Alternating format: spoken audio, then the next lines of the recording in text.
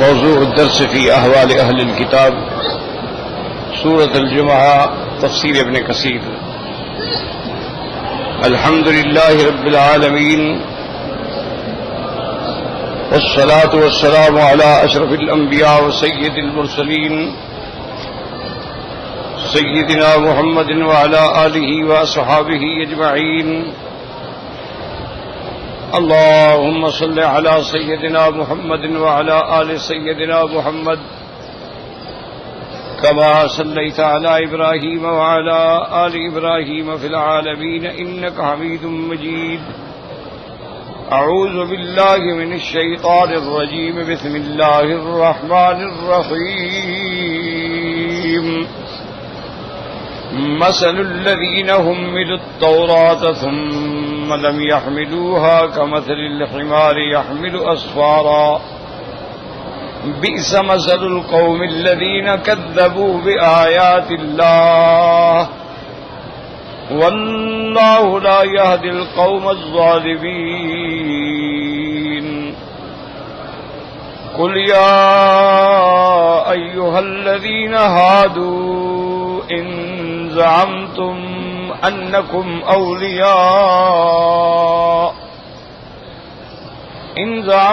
أنكم أولياء لله من دون الناس فتمنوا الموت إن كنتم صادقين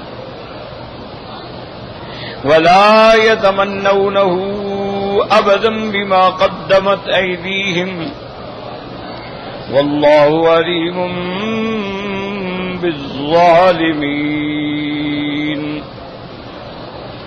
قل إن الموت الذي تفرون منه فإنه ملاقيكم ثم تردون إلى عالم الغيب والشهادة فينبئكم بما كنتم تعملون. قال المؤلف والمفسر رحمه الله تعالى أدام النفع بعلومه وعلومكم في الدارين آمين إلى أن قال الله تبارك وتعالى ولا يتمنونه أبدا بما قدمت أيديهم أي بما يعملون لهم من الكفر والظلم والفجور والله عليم بالظالمين. وقد قدمنا الكلام في سورة البقرة على هذه المباهلة لليهود حيث قال تعالى قل إن كانت لكم الدار الآخرة عند الله خالصة من دون الناس فتمنوا الموت إن كنتم صادقين ولن يتمنوه أبدا بما قدمت أيديهم والله عليم بالظالمين. ولتجدنهم أحرص الناس على حياة ومن الذين أشركوا يود أحدهم لو يعمر 1000 سنة وما هو بمزحزحه من العذاب أن يعمر والله بصير بما يعملون. وقد أسلفنا الكلام هناك وبينا أن المراد أن يدعوا على الدلال من أنفسهم أو خصومهم كما تقدمت مباهلة النصارى في آل عمران. فمن حاجك فيه من بعد ما جاءك من العلم فقل تعالوا ندعو أبناءنا وأبناءكم ونساءنا ونساءكم وأنفسنا وأنفسكم ثم نبتهل فنجعل لعنة الله على الكاذبين. ومباهلة المشركين في سورة مريم قل من كان في الضلالة فليمدد له الرحمن مدا إلى آخره. اب مفسر رحمت اللہ علیہ ان آیات مبارک میں اپنے تفسیری اقوال کا ذکر فرما رہے ہیں کہ اللہ تبارک و تعالی نے سرکار دو عالم رحمت دو عالم صلی اللہ علیہ وسلم کو حکم دیا کہ آپ یہودیوں کو چیلنج کریں، یعنی گویا ایک قسم کا یہ بھی مباہلہ ہے۔ مباہلے کا معنی ہی یہ ہوتا ہے کہ دو فریق میدان میں کھڑے ہو کر اللہ تبارک و تعالی سے دعا کریں کہ یا اللہ، جو ہم دو میں سے فریق باطل پہ ہے، گمراہی پہ ہے، ضلال پہ ہے، اس پر اپنی لعنت فرما اور اس پہ اپنا عذاب نازل کرو۔ اس کو کہتے ہیں مباہلہ۔ تو یہ مباہلہ جو ہے گویا یہود کے ساتھ بھی ہے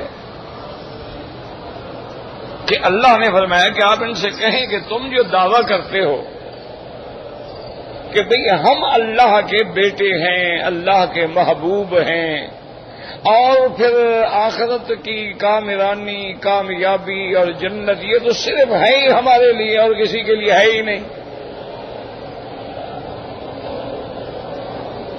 تو اگر یہ بات ہے کہ تمہیں اللہ سے اتنا محبت ہے، تعلق ہے، اور تم اس کے محبوب ہو، تم اس کے اولیاء ہو، تو اللہ تک جانے کا اور لقاء کا راستہ جو ہے وہ تو موت ہے، موت کے بعد ہی لقاء ہوگا۔ مرنے سے پہلے تو اللہ کو کوئی نہیں مل سکتا، تو پھر تم موت کی تمنا کرو، اللہ سے دعا مانگو اگر تم اپنے اس دعوے میں سچے ہو۔ لیکن یہودیوں نے یہ جرت نہ کی، وہ جانتے تھے اصل تو ضد تھی نا جی، بات کو سمجھیں، اصل جو ہے وہ ضد ہے، وہ جانتے تھے کہ حضور سچے نبی ہیں، وہ جانتے تھے کہ محمد مصطفیٰ خاتم الانبیاء ہیں، امام الانبیاء ہیں، سید الاولین والآخرین ہیں، اور ان کی صفتیں تورات میں ہیں، ان کی صفتیں انجیل میں ہیں، ساری کتابوں میں ہیں، سب جانتے تھے ایک ضد ہے کہ نہیں ماننا ہے۔ اس لیے وہ جرت کر کے مباہلے کے لیے سامنے نہیں آئے اور نہ ہی انہوں نے موت مانگی، جھوٹے ہو گئے۔ اسی طرح ایک مباہلہ ہے جو نصارہ کے ساتھ ہوا، اس کا بھی اللہ نے قرآن میں ذکر فرمایا ہے کہ جب عبد المسیح کی قیادت میں ایک وفد آیا تھا، بڑی لمبی چوڑی بات ہوئی، اس کے بعد انہوں نے فرمایا ٹھیک ہے اگر تم نہیں مانتے ہو، دلائل کے بعد بھی نہیں مانتے ہو، تو اب تو ایک ہی بات باقی ہے کہ تم بھی اپنے اولادوں کو، خاندان کو، بیوی بچوں کو لے آؤ اور میں بھی لے آتا ہوں، میدان میں کھڑے ہو کے مباہلہ کرو۔ لیکن الحمدللہ نصارہ نے بھی جرت نہ کی مباہلہ کرنے کی۔ اس کی وجہ یہ ہے وہ جانتے تھے کہ حضور سچے نبی ہیں اور نبی کے مقابلے پہ جو آئے گا وہ برباد ہو جائے گا، انہوں نے بھی مباہلہ نہیں کیا۔ اسی طرح حضور صلی اللہ علیہ وسلم نے مشرکین مکہ کو بھی چیلنج کیا، وہ بھی مقابلے پہ نہ آ سکے۔ اچھا، اس کو کہتے ہیں، یاد رکھو، مباہلہ، کہ ثم نبتہل، ابتہال کا معنی ہوتا ہے کہ پھر ہم عاجزی سے، تضرع سے اللہ سے دعا مانگیں، فنجعل لعنت اللہ علی الکاذبین، اور اللہ کی لعنت جھوٹے پر۔ اور ایک ہے تحدی، یاد رکھو فرق ہے دونوں میں، ایک ہے مباہلہ اور ایک ہے تحدی۔ تحدی کا کیا معنی ہوتا ہے؟ کسی بات پہ چیلنج کرنا۔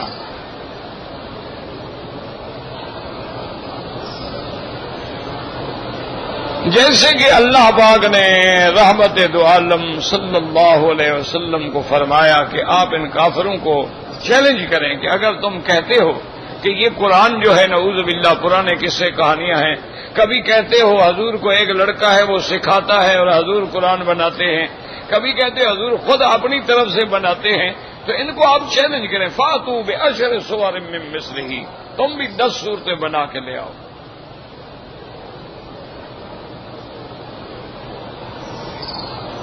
جب وہ اس کا جواب بھی نہ دے سکے تو اللہ نے فرمایا اب ان کو آپ چیلنج کر کے فاتو بسورۃ من مثلہ، چاہو 10 نہیں بنا سکتے 1 بنا کے لے آؤ۔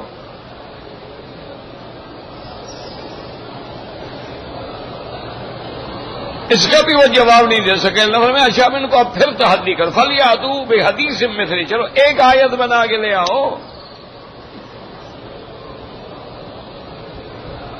اگر تم سچے ہو کہ اللہ کا قرآن نبی پاک خود بناتے ہیں، تم بھی تو عربی ہو، عرب ہو، قرآن بھی عربی ہے، تمہارے اندر بھی شعراء ہیں، ادباء ہیں، بلغاء ہیں، فصحاء ہیں، بڑے بڑے لوگ ہیں، قصائد لکھنے والے ہیں، تو تم بھی مقابلہ کرو۔ لیکن اس تحدی میں بھی وہ ناکام رہے۔ اس کی وجہ یاد رکھو کہ فتح ہمیشہ حق کی ہوتی ہے۔ فتح کا معنی یہ نہیں ہوتا ہے کہ ہمارے لحاظ سے ان کا ملک چھین لے، فتح کا معنی ہوتا ہے کہ دلائل میں ہم غالب ہوں۔ ہم جب حق پر ہیں تو دلائل کا مقابلہ کوئی نہیں کر سکے گا، نہ حضور کے زمانے میں کر سکے، نہ آج یہود اور نصارہ کر سکتے ہیں۔ آج بھی ساری دنیا کی یہودیوں کو اکٹھا کر لو، ان سے کہو بھی قرآن کے مقابلے پہ تم بھی 1 آیت یاد بناؤ، نہیں بنا سکتے۔ آج بھی اگر تم ساری دنیا کے یہود اور نصارہ کو اکٹھے کریں اور ان سے کہیں کہ بھائی تم چلو اور زیادہ مقابلہ نہیں کر سکتے ہو، تو 1 آدمی تو پوری دنیا میں دکھلا دو جس نے تورات کو حفظ کیا ہو، حافظ تورات ہو۔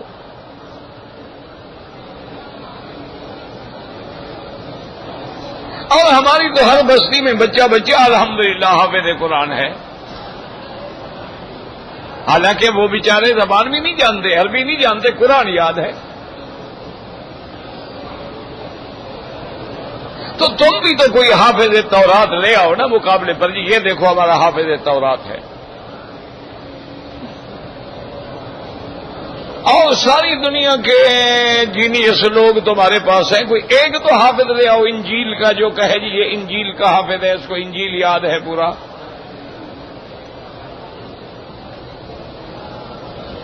اگر ہندوؤں کا دعویٰ ہے کہ یہ وید جو ہے یہ بھی اللہ کی کتابیں ہیں، تو کوئی 1 تو وید کا حافظ لے آؤ نا دنیا میں، جس نے اللہ کی کتاب کو یاد کیا ہو۔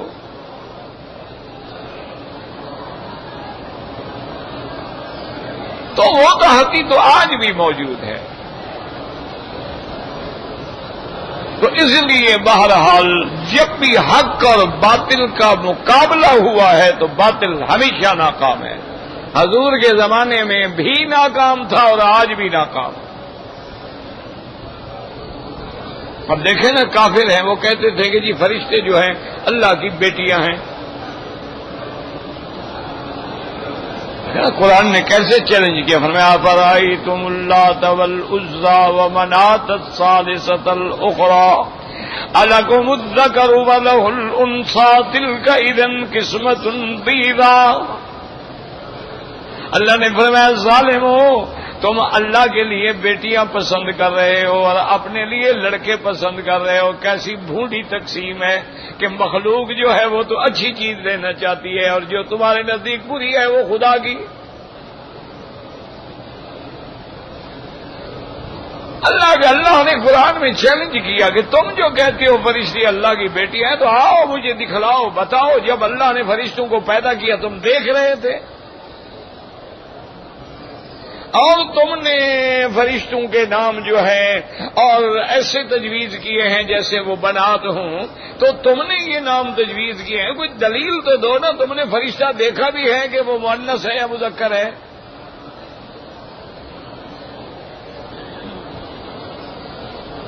تو اب کیا کہیں، کچھ بھی نہیں، کوئی طاقت نہیں کہ جواب دیں۔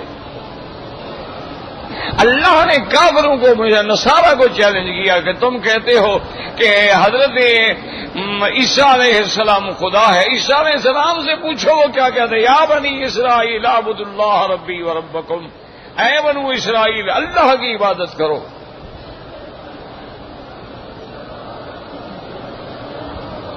حضرت عیسیٰ علیہ السلام تو ابھی مہد میں تھے تو کہا انی عبد اللہ، میں اللہ کا بندہ ہوں، یہ نہیں کہ میں خدا ہوں۔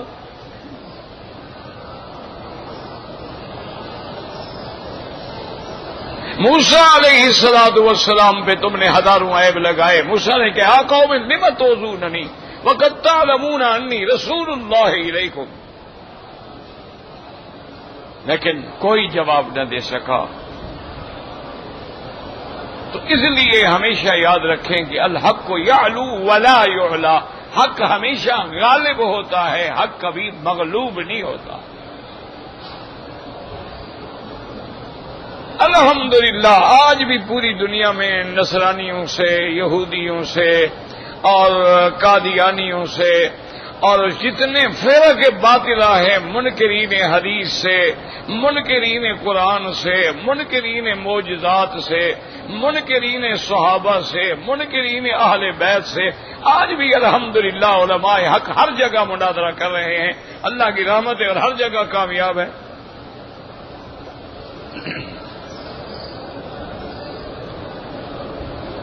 کیونکہ باطل جو ہے وہ تو باطل ہے.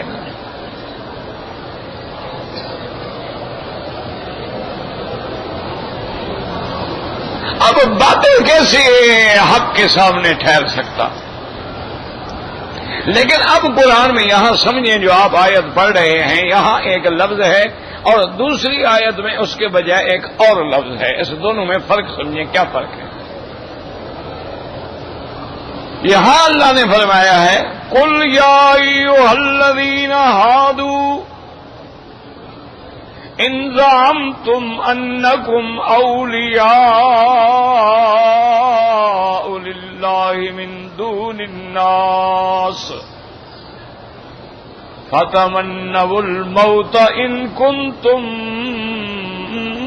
صادقین. آگے قرآن کیا کہتا ہے؟ وَلَا يَتَمَنَّوْنَهُ أَبَدًا وَلَا يَتَمَنَّوْنَهُ أَبَدًا بِمَا قَدَّمَتْ أَيْدِيهِمْ. یہاں لا ہے، ولا لا نافیہ ہے. اللہ نے فرمایا یہ بالکل تمنا نہیں کریں گے، ہرگز تمنا نہیں کریں گے. انہوں نے جو کچھ آگے بھیجا ہے، جو ان کے اعمال ہیں، ان کو پتہ نہیں ہے. کسی کو پتا ہو کہ جی مجھے آگے جیل ہے، جوتے لگیں گے، کون جائے گا پیش ہونے کے لیے؟ ان کو تو پتا ہے کہ ہماری سزا آگے کیا. تو یہاں لفظ لا ہے، یاد رکھو. نفی کبھی لا کے ساتھ ہوتی ہے، کبھی لم کے ساتھ ہوتی ہے، کبھی لن کے ساتھ ہوتی ہے.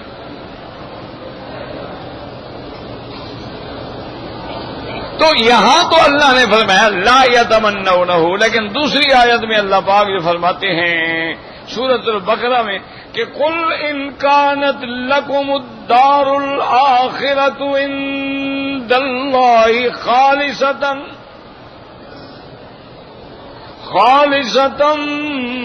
من دون الناس. اللہ نے فرمایا اگر آخرت کی کامیابی صرف تمہارے لیے ہے، جنت تمہارے لیے ہے. وہ کہتے تھے جنت تو ہمارے لیے ہے.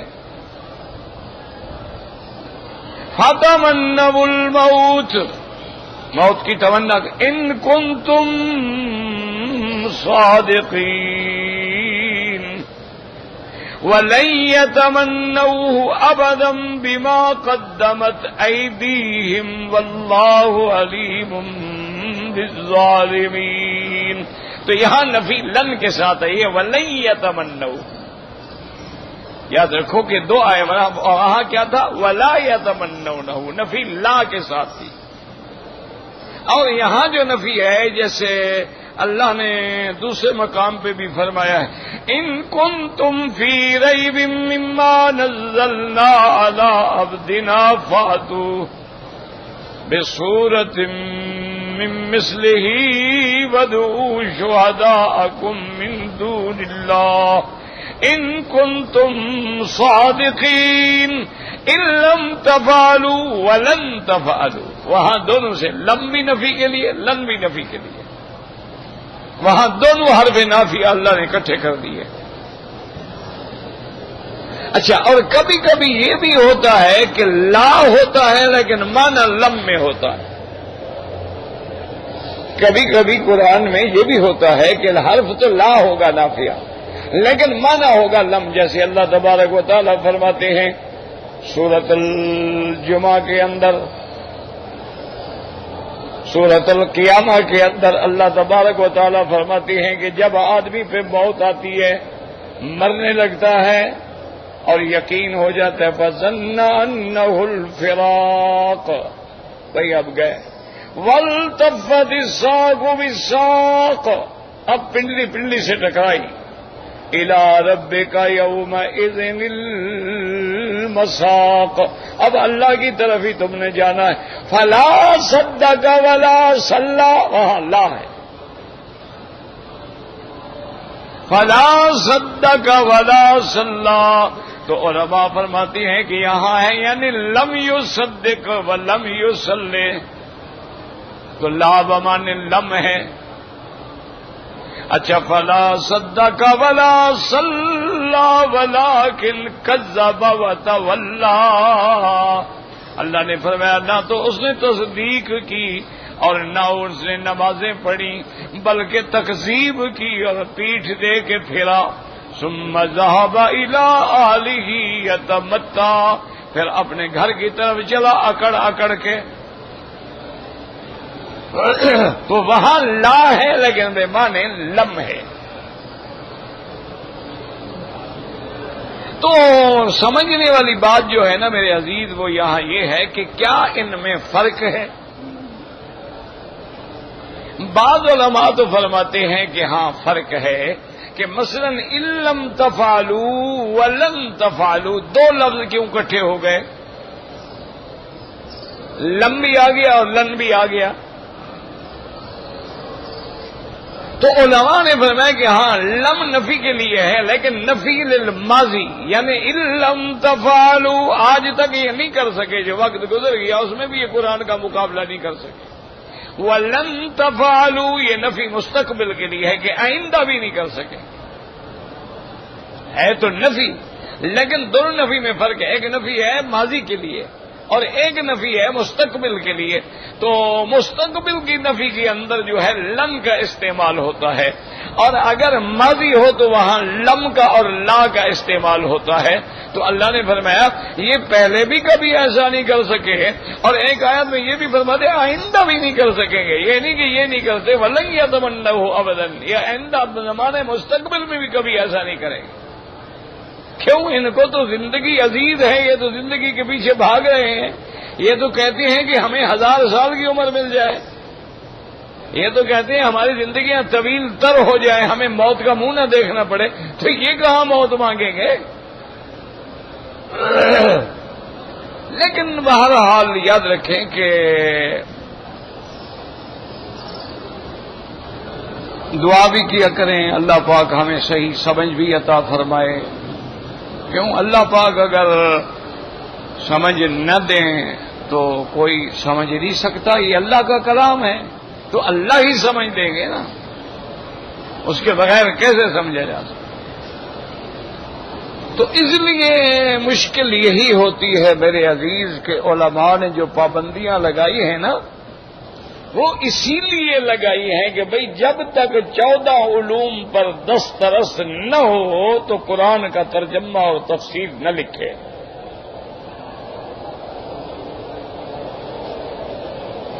کیونکہ جب آپ مطالعے کے زور پہ کتابیں پڑھیں گے اور دین سمجھنے کی کوشش کریں گے تو پھر صاف بات ہے کہ ٹھوکریں لگیں گی، پھر تو صاف بات ہے کہ ٹھوکر لگ جائے گی، پھر آپ سمجھ نہیں پائیں گے۔ اب آپ نے ایک چیز حدیث مبارک میں پڑھی ہے، موجود ہے، یاد رکھو، بہت سارے دوست ساتھی کہہ رہے ہیں یہ دیکھو جی حدیث شریف میں یہ حدیث آئی ہے، حدیث ہو اللہ کے بندے، اللہ تمہیں بھی عقل دے، اللہ ہمیں بھی عقل دے، اللہ تعصب سے اور اناد سے اور فساد سے بچائے، اللہ ہمیں صحیح سمجھ عطا فرمائے۔ کبھی فعل رسول تو ہیں، موجود ہیں، لیکن وہاں قول رسول نہیں ہوتا۔ تو یہ بڑی باریک باتیں ہوتی ہیں، صرف یہ نہیں ہوتا جی حدیث شریف میں لکھا گیا، حدیث شریف میں لکھا ہے اللہ کے بندے، یہ دیکھو پہلے کہ کیا یہ حدیث جو ہے اس میں قولی ہے یا فعلی ہے؟ کیونکہ یاد رکھو کہ فعلی حدیث جو ہے وہ بھی حدیث ہے، ہمارا ایمان ہے، حضور پاک نے فرمایا ہو یا کیا ہو، بلکہ حضور کے سامنے کسی اور نے کیا ہو اور حضور نے منع نہ کیا ہو، وہ بھی ٹھیک ہے، حدیث ہے۔ کیوں؟ اگر غلط کام ہوتا تو حضور کیسے خاموش رہتے؟ روک دیتے۔ لیکن دونوں میں فرق ہوتا ہے، یاد رکھو کہ حدیث میں اگر ایک فعل ہے وہ ٹھیک ہے، لیکن کبھی وہ صرف جواز کے لیے ہوتا ہے، اس کو ہم سنت نہیں کہہ سکتے۔ اسی لیے لقب کیا ہے؟ اہل السنت والجماعہ۔ کیوں؟ سنت کبھی ضعیف نہیں ہوتی، سنت کبھی منسوخ نہیں ہوتی، سنت میں کبھی اعتراض ہو نہیں سکتا ہے۔ حدیث مبارک تو صحیح بھی ہو سکتی ہے، حسن بھی ہو سکتی ہے، ضعیف بھی ہو سکتی ہے، منقطع بھی ہو سکتی ہے، معضل بھی ہو سکتی ہے، منسوخ بھی ہو سکتی ہے، سنت تو نہیں ہوگی۔ تو یہی فرق ہوتا ہے، یہ باریکیاں ہوتی ہیں جو آدمی سمجھ نہیں سکتا۔ صحیح بخاری شریف میں حدیث ہے کہ حضور پاک نے رحمت دو عالم نے بالا رسول اللہ صلی اللہ علیہ وسلم قائمن، حضور نے کھڑے ہو کے پیشاب فرمایا۔ یہ بخاری شریف کی حدیث ہے، صحیح حدیث ہے کہ حضور پاک نے اللہ سباتہ قوم، سباتہ کہتے ہیں جہاں کوڑا کرکٹ کا ڈھیر پڑا ہو، وہاں حضور کھڑے ہوئے اور آپ نے کھڑے ہو کے پیشاب فرمایا۔ اب یہ حدیث ہے ہمارے آنکھوں پہ، حضور نے پیشاب کیا ہے، اور بخاری شریف کی حدیث ہے، اور صحابی پھر دیکھ رہا ہے باقاعدہ۔ لیکن اب آپ اس کو کھڑے ہو کر پیشاب کرنے کو سنت نہیں کہیں گے۔ کوئی مائی کا لال آج تک ایسا پیدا نہیں ہوا جی یہ کہے کہ کھڑے ہو کے پیشاب کرنا بھی سنت ہے۔ کیوں؟ ایک دفعہ دو دفعہ اگر حضور نے ایسا عمل فرمایا ہے تو وہ یا تو مجبوری تھی، جیسے بعض علماء کہتے ہیں کہ وہ جگہ اتنی کوڑا کرکٹ تھا کہ بیٹھنے کی جگہ نہیں تھی، اس لیے حضور مجبور تھے اور نہیں بیٹھ سکے۔ اور بعض علماء فرماتے ہیں حضور کو تکلیف تھی عرق النساء کی، عرق النساء جسے آپ شٹی کا کہتے ہیں، اس کا علاج یہ ہوتا ہے کہ کھڑے ہو کے آدمی پیشاب کرتا رہے تو جلدی ٹھیک ہو جاتا ہے۔ تو آپ نے بطور علاج کیا تھا، تو اب کیا تو ہے لیکن اس کو سنت نہیں کہیں گے، کیونکہ ہمیشہ سنت وہ ہے جس میں آپ کا عمل دائمی ہے کہ آپ نے بیٹھ کے پیشاب فرمایا۔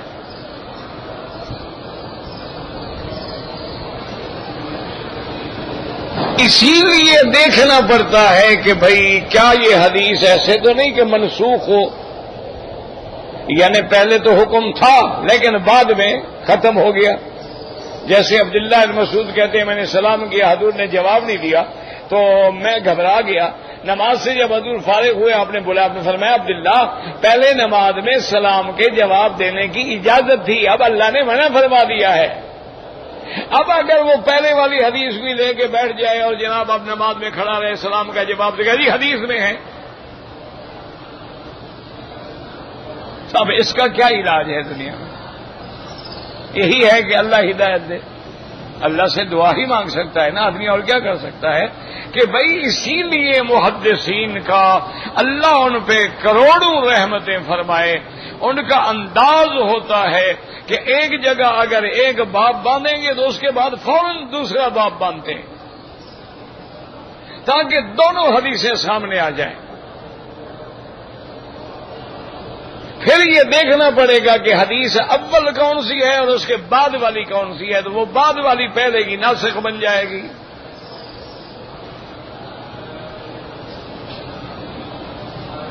تو اس لیے قرآن میں بھی یہی مسئلہ ہے کہ جب تک آپ کو یہ سمجھ نہ ہو کہ بھئی یہاں لام نہی کے لیے ہے، لام نفی کے لیے ہے، یا لام زائدہ ہے، یا لام بمانے لم ہے، تو صاف بات ہے کہ پھر ترجمہ کرنے میں غلطی کریں گے آپ۔ جیسے قرآن میں لا اقسم بیوم القیامہ لام ہے، اب بعض علماء فرماتی ہیں کہ لام زائدہ ہے، عرب کی عادت تھی کہ جب قسم کھاتے ہیں کہتے ہیں لا واللہ بلا واللہ، تو لام زائدہ ہے یعنی اقسم بیوم القیامہ، اللہ فرماتے ہیں میں قیامت کے دن کی قسم کھاتا ہوں، یعنی لا یہاں زائدہ ہے۔ اور بعض علماء فرماتے ہیں لام ابتدائی لا اقسم بیوم القیامت، اور بعض علماء فرماتے ہیں کہ لا جو ہے نافی اللہ، ایسی بات ہرگز نہیں جیسی تم کہتے ہو قیامت نہیں آئے گی، اقسم بیوم القیامہ، میں قیامت کی قسم کھاتا ہوں، یعنی لا ان پہ انکار کے لیے ہے کہ لیس الامر کما تقولون، تو اب وہاں بھی لا ہے۔ اچھا، اور جیسے لا صدق ولا صلی، لام بمعنی لم ہے، اور حضور نے فرمایا اسی طرح لا اکل ولا شرب ولا استحل، وہاں بھی لام ہے۔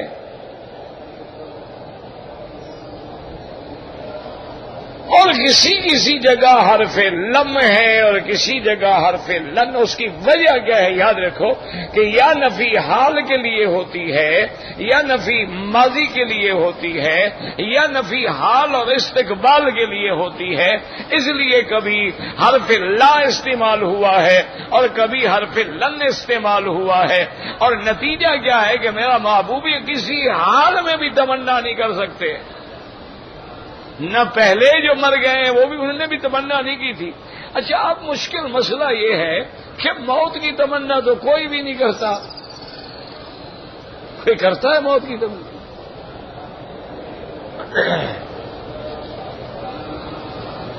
اچھا، اور تمنی بالموت جو ہے تو حضور پاک کی حدیث ہے، حضور نے منع فرمایا کہ موت کی تمنا نہ کرو، حضور کی حدیث ہے۔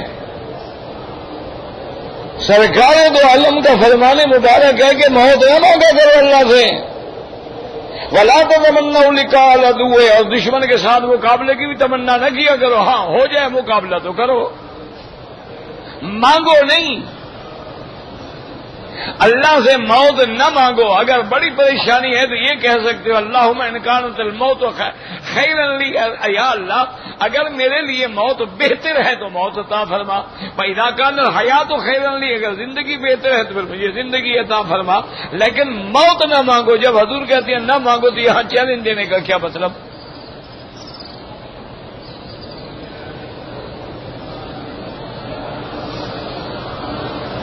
بھائی حضور خود کہتے ہیں موت نہ مانگو۔ اچھا، اور موت تو کوئی بندہ بھی پسند نہیں کرتا ہے، ہر پسند کرے تو ہسپتالوں میں جا کے لاکھوں روپے خرچ کرے، مرنا ہے بس مرنے دو یار، چھوڑو کیا ہسپتال، کہتے جلدی کرو جی اچھے ڈاکٹر کے پاس لے جاؤ جی، میرا فلاں ہسپتال لے جاؤ، فلاں لے جاؤ، فلاں لے، کیوں میں مروں نا، بچ جاؤں نا، تو اگر موت اس کو اچھی لگتی تو علاج کرانے کی ضرورت کیا تھی، کہتے چھوڑو یار مرنے دو، تو موت کو تو کوئی بھی نہیں چاہتا۔ اچھا، پھر صحیح حدیث کے حضور نے فرمایا کہ لا تتمنوا الموت، موت کی تمنا نہ کرو۔ اچھا، خدا کی شان دیکھو، امام بخاری رحمت اللہ علیہ نے یہ حدیث نقل کی ہے۔ اچھا، خود امام بخاری نے موت مانگی، کیا کہو گے؟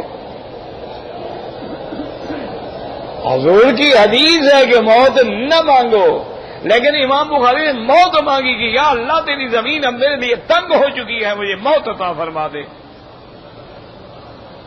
موت خرطنک میں آپ فوت ہوئے، تو جو چیز حضور نے منع کی ہے، امام بخاری جیسا آدمی کیسے پھر اسے تمنا کی؟ اتنا بڑا آدمی ہے، امام ہے حدیث میں،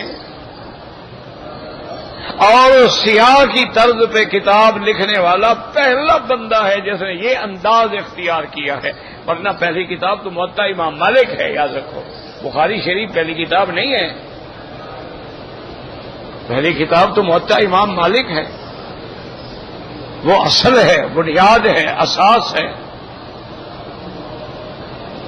اور اعلی سند کتابیں دیکھا جائے تو صرف پھر اعلی سند تو وہ ہے جس میں امام ابو حنیفہ ہیں، ان کی ساری سندیں جو ہیں ثلاثی ہیں۔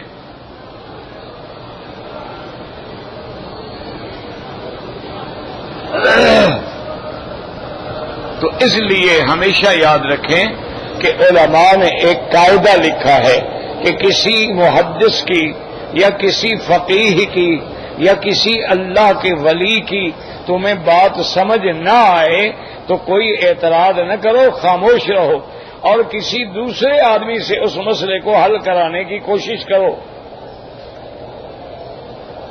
اب دیکھیں نا صوفیہ حضرات کی کئی باتیں ہوتی ہیں، اب ہم نے تو تصوف پڑھا نہیں، ہم جانتے نہیں، اب ہم اس میں خام خواہ اپنا عقل مارنا شروع کر دیں تو نتیجہ کیا نکلے گا؟ گمراہی ہوگی۔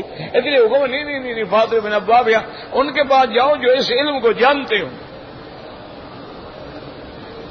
خود چپ کر جاؤ، یا پھر اس کی کوئی ایسا محمل تلاش کرو کہ کوئی ایسا ترجمہ نکل آئے کہ جس میں اس امام پر، اس محدث پر، اس فقیہ پر اعتراض نہ ہو۔ اس لیے علماء نے کہا کہ امام بخاری نے جو دعا مانگی ہے وہ حالت اضطرار ہے۔ حالت اضطرار میں وہ چیزیں بھی اللہ حلال کر دیتے ہیں جو حرام ہوتی ہیں۔ اب ایک آدمی مر رہا ہے وہ تو حرام کھا سکتا ہے نا، تو آپ کی زندگی تنگ آ گئے تھے، آپ اپنی زندگی مبارک سے ساری دنیا مخالف ہو گئی امام بخاری رحمۃ اللہ علیہ کی، کسی جگہ بیٹھنے نہیں دیتے تھے، ایک جگہ جاتے وہ نکال دیتے، دوسری جگہ جاتے نکال دیتے، تیسری جگہ جاتے نکال دیتے۔ عالم اضطرار میں آپ کی زبان سے یہ لفظ نکل گئے۔ یہ نہیں کہ انہوں نے نعوذ باللہ ثم نعوذ باللہ حضور کی حدیث کی مخالفت کی۔ اور یاد رکھو کہ یہاں جو موت ہے بتمنوا الموت، یہ ہے بطور چیلنج۔ ویسے تو موت کو کوئی پسند نہیں کرتا، لیکن یہ ہے کہ بھئی اگر ہم موت پسند نہیں کرتے، ہم نے کبھی یہ دعویٰ بھی تو نہیں کیا کہ جنت صرف ہمارے لیے ہے اور کوئی نہیں جائے گا۔ ہم نے کبھی یہ دعویٰ بھی تو نہیں کیا کہ ہم اللہ کے ولی ہیں۔ ہم نے کبھی یہ دعویٰ بھی تو نہیں کیا نا کہ ہم اللہ کے بیٹے ہیں، اللہ کے محبوب ہیں۔ تو ہم نے تو دعویٰ کیا ہی نہیں۔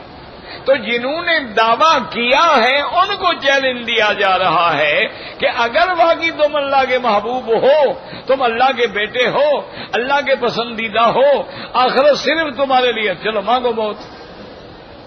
تو یہ بطور چیلنج ہے، بطور مباہلہ ہے، ورنہ فطری طور پہ تو کوئی بھی موت کو پسند نہیں کرتا ہے۔ لیکن ایک مقام ایسا ہے کہ جو صحیح معنوں میں اللہ کے عاشق ہوتے ہیں، جن کا اللہ سے تعلق ہو جاتا ہے، وہ پھر موت کی تمنا نہیں بلکہ موت کی انتظار میں ہوتے ہیں۔ کہ جیسے صحابی غسل کی حاجت ہے لیکن بیوی سے کہتا ہے میں جنگ احد جا رہا ہوں، حضور کا صحابہ چلے گئے ہیں اور میں غسل کا وقت بھی ضائع کرنا نہیں چاہتا، اگر میں شہید ہو جاؤں تو حضور کو بتا دینا۔ وہ اتنی دیر بھی پیچھے رہنا نہیں چاہتا۔ حضرت حنظلہ غسیل الملائکہ، اور اسی طرح ایک صحابی دوڑے ہوئے جا رہے ہیں، دوسرے ساتھی نے پوچھا بھی کیا کدھر بھاگ؟ ان کا انی راجد ریح الجنت من قبل احد، خدا کی قسم مجھے تو جبل احد سے جنت کی خوشبوئیں آ رہی ہیں، مجھے روک رہے ہو تم، جانے دو مجھے۔ اسی طرح خود حضور پاک نے فرمایا کہ میرا اللہ، میری تو تمنا یہ ہے کہ اقتل فی سبیل اللہ ثم احیا ثم اقتل ثم احیا ثم اقتل ثم احیا، میں تیرے راستے میں شہید ہو جاؤں، پھر زندگی دے، پھر شہید ہو جاؤں، پھر زندگی دے، پھر شہید ہو جاؤں۔ حضرت عمر جیسا آدمی کعبے میں کھڑا ہے اور کہتے ہیں اللہم ارزقنی موت الشہادۃ فی سبیلک واجعل موتی فی بلد رسولک۔ تو جب عشق کا یہ مقام ہوتا ہے وہ تو پھر ان کے لیے تو یہ دنیا جو ہے یہ تو دار فانی ہے۔ اور جیسے مرزا مظہر جان جانا جو تھے نا، بڑے اللہ کے اولیاء میں گزرے ہیں، آخری وقت میں بیمار تھے تو کہنے لگے کون کہتا ہے کہ مرزا مر گیا؟ مرنا تو تھا نا، کون کہتا ہے کہ مرزا مر گیا؟ او بھائی مرزا تو اپنے گھر گیا، اصل گھر تو ہمارا آخرت ہے نا، اصل گھر تو ہمارا وہ ہے، یہ تو عارضی ہے، تو سرائے ہے، یہ تو ایسے ہے جیسے پلیٹ فارم پہ آدمی بیٹھا ہوتا ہے، گاڑی آئی چلا گیا، خلاص السلام علیکم، موت کی ٹرین چل رہی ہے، جس کا نمبر آ جائے گا وہ چڑھ جائے گا۔ تو اس لیے اس میں اور اس میں یہ فرق ہے، ہمیشہ یاد رکھیں۔ تو اللہ تبارک و تعالی نے اب مفسر رحمت اللہ علیہ فرماتے ہیں یہ یہود کے لیے چیلنج تھا اور وہ نصارہ کے لیے چیلنج تھا۔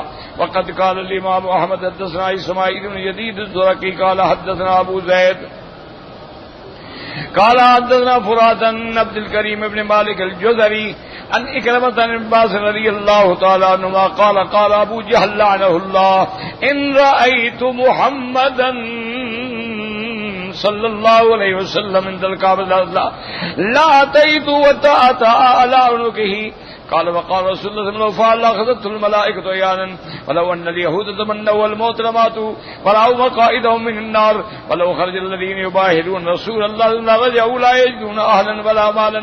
رواه البخاري والترمذي والنسائي من حديث عبد الرزاق بن عبد الكريم قال البخاري وتبع عمرو بن خالد بن عبد الله بن عبد الكريم ورواه النسائي ايضا ان عبد الرحمن بن عبد الله الحلبي ان عبد الله بن عمرو الرقي به انتم.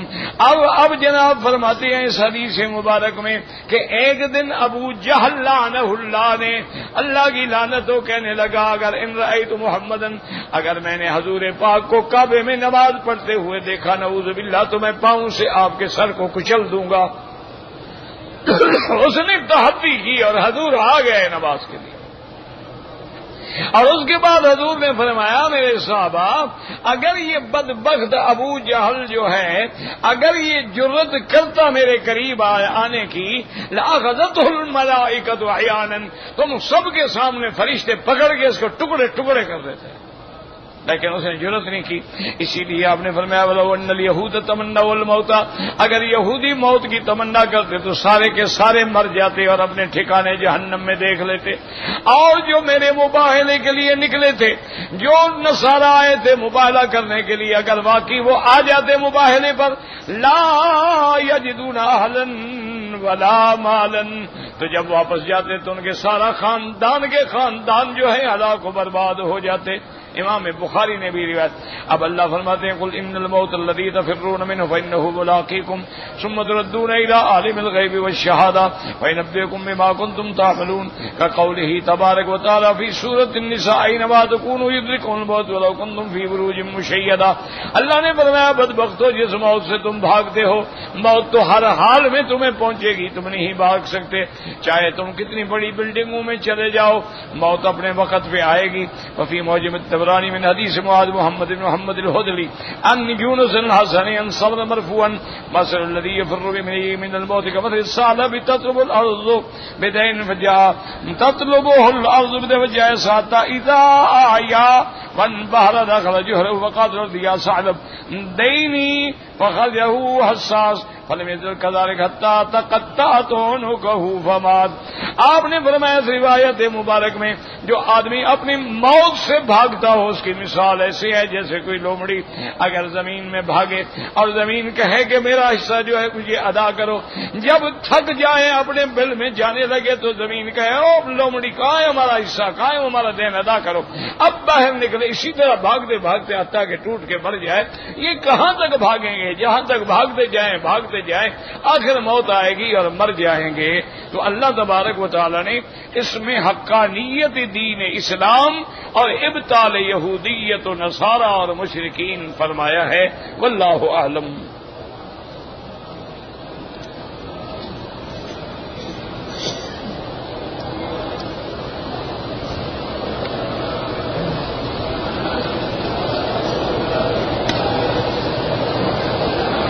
بہرحال اگر اللہ نہ کرے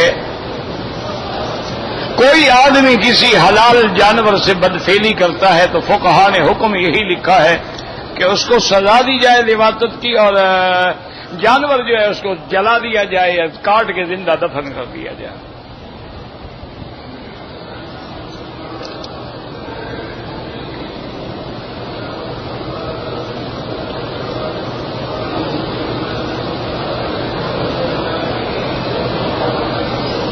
کہتے جی کہ اگر مرد اور عورت کا شادی ہوا تو مرد اور عورت کا شادی ہوتا ہے کوئی نئی بات تو نہیں ہے نا اللہ کے بندے. بہرحال شادی ہوا ہے رخصتی نہیں ہوا اور طلاق ہو گئی یعنی رخصتی نہیں ہے دخول نہیں ہے طلاق ہو گئی ہے تو اب حق المہر دے گا بالکل دے گا لیکن آدھا حق المہر دے گا اور اگر رخصتی ہو جائے تو پورا حق المہر دے گا. اور اگر نکاح ہونے کے بعد ایک مکان میں ایک کمرے میں میاں بیوی 1 گھنٹے کے لیے آدھے گھنٹے کے لیے اکٹھے بیٹھے تھے، دروازہ بند تھا، یعنی اس کو صحیح معنی میں تخلیہ حاصل ہو گیا، پھر بھی پوری دینی ہوگی طلاق اپنا حق المال. کیوں؟ اس کو گویا کہ تخلیہ تو حاصل تھا نا، اس کی بیوی تھی، وہ چاہتا تو اس کو مل بھی سکتا تھا. تو بہرحال اگر دخول نہیں ہوا ہے اور اس کے بعد خلوت صحیحہ بھی نہیں ہے، آدھی حق المہر دے گا، ورنہ پوری حق المہر دے گا.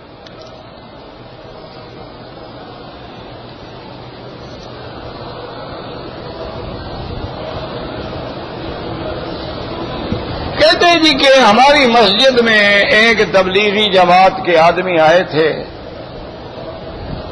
انہوں نے کہا کہ بھائی مسجد الحرام میں ایک نماز کا 1,00,000 ملتا ہے اور مدینے پاک کی مسجد میں 50,000 ملتا ہے، اور اگر آدمی دین کی دعوت کے لیے نکلے تو اس کو 1 کروڑ اور 88 لاکھ ملتا ہے.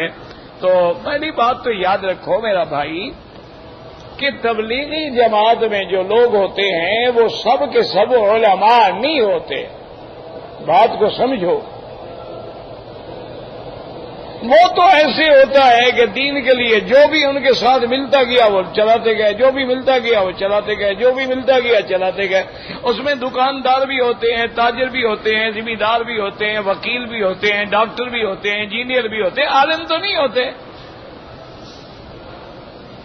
اچھا، جس بندے نے پہلے کچھ میں وقت لگایا ہوا ہے وہ ان کا امیر بن جاتا ہے، اور جو کچھ بیچارے اس کو آتا ہے وہ ان کو بھی سکھاتا رہتا ہے.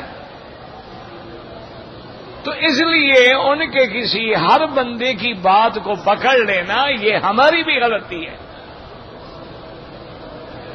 بات وہ ہوتی ہے کہ آپ یہ بتائیں کہ ان کے فلاں ذمہ دار عالم نے یہ لکھا ہے. ان میں بڑے علماء جو تھے، سب سے پہلے تو حضرت شیخ الیاس تھے رحمت اللہ علیہ، جنہوں نے بنیاد رکھی. اس کے بعد جو ہے حضرت یوسف رحمت اللہ علیہ، اس کے بعد پھر حضرت انعام الحسن رحمت اللہ علیہ. تو یہ لوگ جو تھے، اسی طرح حضرت شیخ سعید رحمت اللہ علیہ، اسی طرح اب حضرت حشمت جو ہیں رحمت اللہ علیہ، یا طارق جمیل ہیں سلمہ اللہ ہے، یہ علماء ہیں. ان میں سے مجھے بتاؤ کس نے کہا ہے؟ اگر ایک عام آدمی کہہ دے تو اس کی باتوں کا کوئی ہم نہ نوٹس ہمیں لینا چاہیے، نہ ہمیں اس پر بلا وجہ اعتراض کرنا چاہیے. اس بیچارے نے اس سے سنا، اس سے سنا، اسے آگے کر دیا. بہرحال کسی حدیث مبارک میں یہ بات نہیں آتی، ہم نے نہیں پڑھی ہے. اگر ہے تو وہ دکھائیں گے، اور نہ کبھی ان کے کسی بڑے بزرگ سے یہ بات سنی گئی ہے. باقی تو لوگ ہوتے ہیں. اچھا، ان کا ذہن ایک ایسا ہوتا ہے، یہ میں نے آپ کو کہا نا کہ بزرگوں کے علاج کے مختلف طریقے ہوتے ہیں. اب حضرت دین پوری رحمت اللہ علیہ، حضرت خلیفہ غلام محمد دین پوری رحمت اللہ علیہ، حضرت عبدالہادی دین پوری رحمت اللہ علیہ، اچھا ان کے ہاں اتنی سختی تھی کہ بڑے بڑے مولوی آتے تھے بیچارے شوق سے آ کے مرید ہو جاتے، اور چند روز آتے جاتے کہ حضرت ہمیں خلیفہ بنا دیں گے، خلافت دے دیں گے. انہوں نے فرمایا حضرت یہاں خلافت جو ہے، یہاں خلافت نہیں ملتی. یہ کوئی ریوڑیوں کی دکان تھوڑی ہے کہ تمہیں ریوڑیاں اٹھا کے دے دوں. یہاں آؤ، محنت کرو، اپنی مشقت کرو، اپنے وظائف پورے کرو. جب تمہارے اندر صلاحیت پیدا ہوگی تو پھر تمہیں خلیفہ بنائیں گے. اور کئی بیچارے جو ہے میرے جیسے آ کے محنت 2-4 مہینے لگتے رہے، پھر بھاگ جاتے. اچھا، اور بعض بزرگوں کا یہ عالم ہوتا ہے کہ جو بھی کوئی گیا نا جی، جا کے مرید ہوا، دیکھا یار یہ مولوی آدمی ہے، اچھا ہے، نماز صحیح پڑھ رہا ہے، قرآن حدیث بھی جانتا ہے، فوراً خلافت دے دی. اچھا، بعض تو ایسے ہوتے ہیں ہمارے بزرگ سخی ہوتے ہیں کہ اگلا مانگے نہ مانگے وہ خلیفہ بنا دیتے ہیں، اس لیے ان کے ہزاروں خلیفے ہوتے ہیں. اچھا، ان سے جب پوچھا گیا حضرت یہ کیا ہے، یہ کوئی دکانداری ہے، جو آیا خلیفہ بنا دو، جو آیا خلیفہ بنا دو، جو آیا خلیفہ.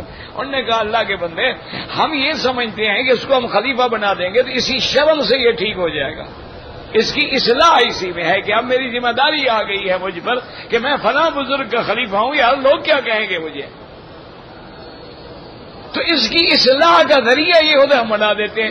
اچھا دوسرے حضرت آپ کے پاس لوگ 4 سال سے پڑھے, انہوں نے کہا بھی جب تک وہ شرائط پورے نہیں ہوں گے ہم تو نہیں بناتے, وہ پورا ہی نہیں ہوتا. تو یہ الگ الگ طریقہ علاج ہوتے ہیں. اس لیے وہ ہر بندے کو ساتھ لگا لیتے ہیں کہ چلو بھائی 40 دن لگائے گا, 3 دن لگائے گا, 7 دن لگائے گا, 4 مہینے لگائے گا, کوئی سال لگائے گا, کچھ نہ کچھ تو دین کی طرف اس کا تعلق بن جائے گا. اس کے بعد اپنی اصلاح جو ہے علماء کے پاس جا کے کرا لے گا اگر کوئی غلطی ہوگی تو. کیوں, اب دین کی طرف تو اندر آ گئی نا. اور بعض علماء کہتے ہیں کہ سمجھا کرو کہ اب دیکھو حرم میں اگر ہم نماز پڑھیں گے تو 1 لاکھ, ٹھیک ہے. اسی طرح حدیث میں ہے کہ اگر ہم حج کرنے کے لیے پیدل جائیں گے تو ہر قدم پر ہمیں 700 حرم کی نیکیاں ملیں گی. 700 کو ضرب دیں 1 لاکھ سے, پتہ نہیں کتنا بنتے ہیں, ہمیں تو آتی نہیں نا ضرب تقسیم. چونکہ مولوی پیر تو لوگوں کا مال کھاتے ہیں, ضرب تقسیم میں کیوں پڑے بیچارے. ہم نے کمانا ہو تو ضرب تقسیم بھی کریں. تو بہرحال 700 کو 1 لاکھ سے ضرب دے دیں, 7 کروڑ بن جائے گا تقریباً. تو اب نماز پڑھ رہے ہو 1 لاکھ مل رہا ہے, حرم پیدل جا رہے ہو مینا عرفات کی طرف تو 700 نیکی مل رہی ہے. اچھا اسی طرح آتا ہے کہ جس آدمی نے لا الہ الا اللہ وحدہ لا شریک لہ لہ الملک ولہ الحمد یحیی ویمیت وہو علی کل شیء قدیر, اگر بازار میں چلتے ہوئے پڑھا تو ہر کلمے پر اس کی 10,000 گناہ معاف ہو جائیں گے اور 10,000 نیکیاں لکھی جائیں گی. تو یہ فضائل ہوتے ہیں. ہم نے کہیں سنا ہوگا بیچاروں نے, بہرحال ہم نے تو کسی حدیث مبارک میں نہیں پڑھا. اور دوسری بات یاد رکھو کہ ایک ہے عمل اور ایک ہے علم. علم کی فضیلت اپنی جگہ ہے. جب تم دین کی دعوت کے لیے نکلتے ہو تو تم اللہ کے نبی کے راستے پہ چل رہے ہو. دعوت تو انبیاء کا راستہ ہے نا. دعوت جو ہے اسی لیے تو اللہ نے پیغمبر بھیجے ہیں. کیوں بھیجے؟ ادعو الی سبیل ربک بالحکمت والموعظۃ الحسنہ. اللہ نے پیغمبر کیوں بھیجے ہیں؟ بلغ ما انزل الیک من ربک. حضور پاک نے کیا فرمایا؟ بلغوا عنی ولو آیۃ. ایک مسئلہ بھی آتا ہے تو آگے پہنچاؤ. فلیبلغ الشاہد الغائب. جو حاضر ہے وہ غائب کو پہنچائے. ہو سکتا ہے آج جو لوگ موجود نہیں ہیں بعد میں آنے والوں میں اللہ ایسے لوگ پیدا کرے, اللہ ان سے ایسا دین کا کام لے لے جو پہلے بھی نہ کر سکے ہوں. اب دیکھیں جتنی کتابیں ہیں سیاست کی یہ سب بعد والوں نے لکھی ہیں نا. آج جتنی تفاسیر ہیں قرآن مجید کی سب بعد والے لوگوں نے لکھی ہیں. تو اللہ نے کام لیا ہے ان سے. تو اس لیے ان باتوں پہ اعتراض نہ کیا کرو. پہلے تو یہ دیکھو کہ یہ بات کس نے کہی ہے. ہمارا ایک مزاج بن گیا, بس ہم جو ہوا لگا دیا. میں نے بکھرے موتی میں پڑھا ہے کہ ببول یہودیوں کا درس تو ٹھیک پڑھا ہے, بات ختم ہو گئی, کیا ہو گیا. تو جہاں ملے یہ بھی لکھا ہے کہ کاٹ دو. بتایا تھا نا کہ ایک درخت ہوگا جو نہیں بتائے گا کہ میرے پیچھے یہودی چھپا ہوا ہے. کل میں نے بتایا تھی یہ بات. اگر رمضان کے بعد عمرہ کریں کوئی حج فرض نہیں ہوتا. حج زندگی میں ایک دفعہ فرض ہے. اگر آپ ایک دفعہ کر چکے ہیں لاکھ عمرے کریں. ہاں اتنا فرق ہوتا ہے اگر ان مہینوں میں عمرہ کرو اور حج کرو تو تمتع ہو جائے گا بس, نہ کرو تو حج مفرد ہوگا.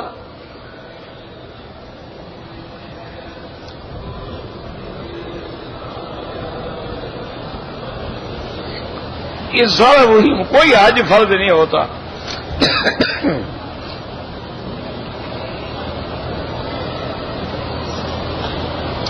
میں نے مسجد عائشہ, مسجد عشاء نہیں ہے, مسجد عائشہ عمرہ کیا ہے. حج کرنا چاہتا ہوں تو بالکل کریں. اپنی والدہ کے نام کا حج کرنا چاہتا ہوں بالکل کریں, کوئی منع نہیں. آپ اپنا حج کریں گے تو تمتع ہوگا. اگر آپ کا اپنا حج نہیں ہے تو پھر تمتع نہیں ہوگا. تمتع کا معنی یہی ہوتا ہے کہ ایام حج میں عمرہ کر کے احرام کھول دے, نفع اٹھائے, پھر 8 تاریخ کو حج کا احرام باندھے. اس کو کہتے ہیں تمتع.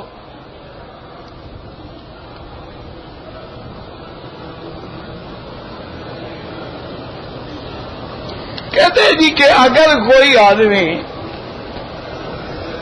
اللہ کے حرم میں یا حدود حرم میں غیر محرم عورتوں کو دیکھتا ہے یا خدا نہ کرے خدا نہ کرے خدا نہ کرے کوئی گناہ ہو جاتا ہے تو کیا وہ گناہ بھی 1,00,000 لکھا جائے گا؟ نہیں، بالکل 1,00,000 نہیں، گناہ 1 کا 1 لکھا جائے گا۔ اللہ نیکیوں کو بڑھا دیں گے لیکن گناہ 1 لکھا جائے گا۔ لیکن انسان کی بربادی کے لیے اللہ کے حرم میں وہ 1 گناہ بھی تو پھر کافی ہے نا۔